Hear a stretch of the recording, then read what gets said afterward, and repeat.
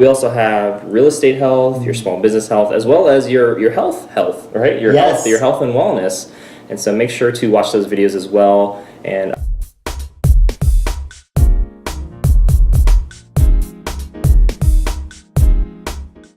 hey everyone, it's Lance McGowan and Tanner Freakard. And today's topic is all about the recession as well as how it relates to your financial investments.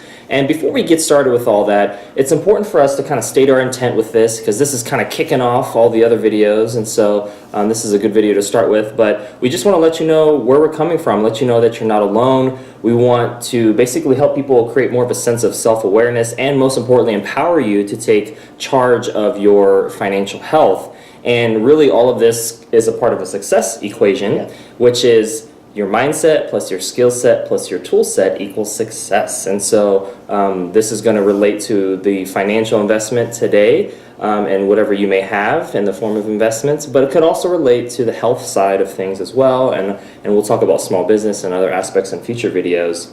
And as you know, Tanner's partnered with me in a number of other videos, and so definitely appreciate our partnership. And we're going to kick things off basically with the definition of a recession. And so when we look at the definition of a recession, and just going to Investopedia here, it says the technical indicator of a recession is 2 consecutive quarters of negative economic growth as measured by a country's gross domestic product, or GDP. So it's the output of the country. Although the National Bureau of Economic Research, or the NBER, does not necessarily need to see this occur to call a recession. And so there's the technical way that it's basically classified, but then there's also a bureau that says, hey, we're in one or not. Yes. And you know, there can be a recession in our own lives, in our own health, in our own businesses. Why would you say keeping in mind a recession is important with regards to our financial investments? Well, I mean, just like anything, Lance, I mean, when we're talking about a recession, first and foremost, no one enjoys it. The companies don't enjoy it. The people don't enjoy it. Certainly, the economy itself is there's no fun going around, but it is necessary. Like, we do need these corrections to make sure that we, you know, what goes up will go down, but what goes down will also go back up. So that is the biggest thing when I talk to people about their financial health, is making sure that we want to minimize, if not eliminate all in all, the risk when we are doing any type of investment. Will you fully be able to get rid of 100%? I would venture to say no, depending on what you're utilizing first and foremost. But it's all about, what are you leveraging what you feel is right for you and your family, or did you just kind of go off of what you heard your uncle say, or maybe a friend of yours say, and say, hey, put your money here, and then you did that. Are you sitting down with a licensed professional? Are you, know, so there's so many different variations that can go in there. Yeah, and I know, as you know, we've since 2009 we've been on an upward trend. Well, it depends on where you call the bottom. If you call the bottom in 2010, then, you know, technically it's since 2010. It also depends what industry, in which, you know, are you looking at the stock and, you know, investments? Are you looking at the real estate? But in general, I'll speak for Las Vegas. I know house prices have been going up. Obviously, our stock market has been going up. And I know Tony Robbins had mentioned that every year there's roughly a 10% correction in the price, and so, or in the overall stock market. And so there are corrections every year, absolutely. It's just what percentage, right? Is it the 10% range, or is it the 20% or more that we saw in 2008, 2009 time frame? Absolutely. And so that's going to be something to keep in mind. But corrections, like you said, are necessary because as price to earnings ratio basically becomes too great, meaning things become overvalued, meaning things are valued higher than they're actually producing output. And so that's a real big issue. And we think about that with regards to financial investments, right? There's lots of financial vehicles. There's 401ks, you know, you got IRAs, annuities, you got IULs, or index universal life insurance. There's lots of different things and vehicles that you could choose from, right?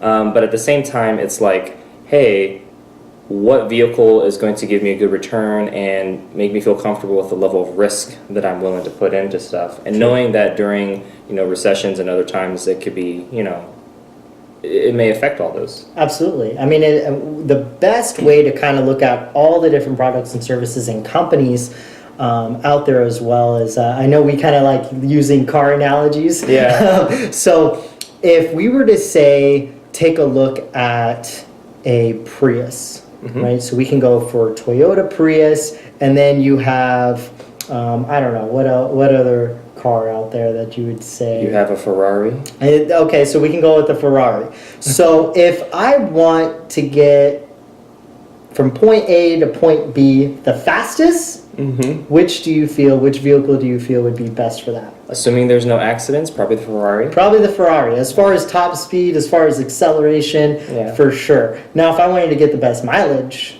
definitely the Prius. Definitely the Prius, right? So depending on what it is that our end goal is, that's going to determine a lot of different factors. In a Ferrari, you're not necessarily going to put 6 people in there, right? But you could potentially, depending on the size of the vehicle of the Prius and everything, that you could put more people than you could a sports car, right? And that's why somebody would use them versus a Ferrari. Not to say that Ferrari's bad, not to say that Prius is bad, not to say Toyota and or Ferrari itself as the name brand are bad. They're all vehicles. It's about maximizing what you feel is best for you and your family. Yeah, it's like, what's your end goal? And it's how do you want to get there, and at what time frame do you want to get there too? Knowing that there are risks involved anytime you hit the streets with any car, right? Yeah. But it's also good to be insured, not ride dirty. Yes. Good stuff, right? But yeah, that's why definitely encourage you to work with a licensed professional. I know you work with clients a lot with regards to helping to get their financial health back in order. And there's more information below if you want to check out the links in the description. Otherwise, we'll have some more videos on how to take care of not only your financial health, but we also have real estate health, your small business health, as well as your health, right? Your health and wellness. And so make sure to watch those videos as well. And other than that, hey, thanks again for watching. Hit the like button if you did. Hit subscribe for future video updates, and we will see you in the next video.